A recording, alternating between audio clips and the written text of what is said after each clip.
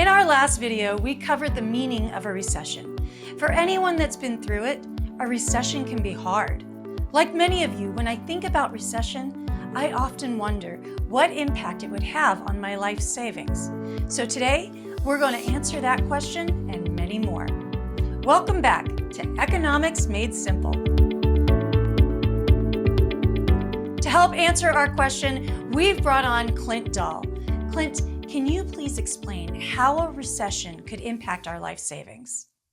I'd be happy to answer your question. How does a recession impact our life savings? A recession can have an impact on your savings no matter what stage of life you're in. A quick reminder from our last video, a recession means that there's an economic slowdown. In other words, the economy is shrinking rather than growing. In a shrinking economy, the unemployment rate can rise. And someone who's out of the job can no longer contribute to retirement savings and may even have to tap into their savings to cover bills. Companies facing lower sales are forced to make cuts. The easiest cut to make for a company is labor. And older workers typically tend to make more than younger workers. So a company will save more by laying off an older worker than a younger worker. This then makes older workers have to delay their retirement to make up for the lost wages and savings.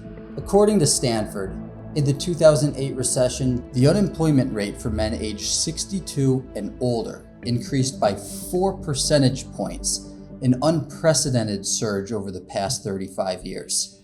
The impact on savings for those already retired can be just as severe. Retirees typically rely on a variety of savings and investment to cover their living expenses. Investments usually consist of a mix of stocks, bonds, or cash. A stock market correction can be painful. Markets historically correct about 15% every 1.5 years. However, the difference between a minor pullback and a major bear market can be if that correction coincides with a recession. The average market correction during a recession is 36%. This has obvious implications for retirees who have their portfolios in the markets. The other part that is equally as important but less discussed is in savings and bonds. Retirees will typically shift their portfolios to have more cash and bonds than stocks. One of the main tools used to fight recessions by the government is to lower interest rates. They do this to encourage more lending and investing to generate more economic activity.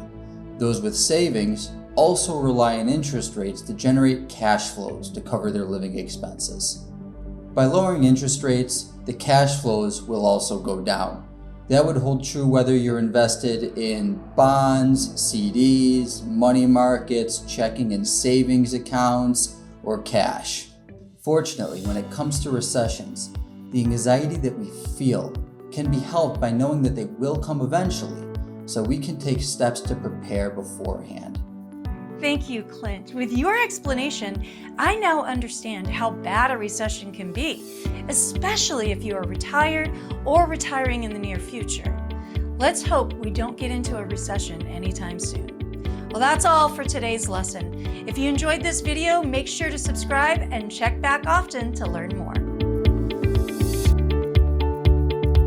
Joe Montana here. Click subscribe now and hit the notification bell to stay up to date. You'll be glad you did.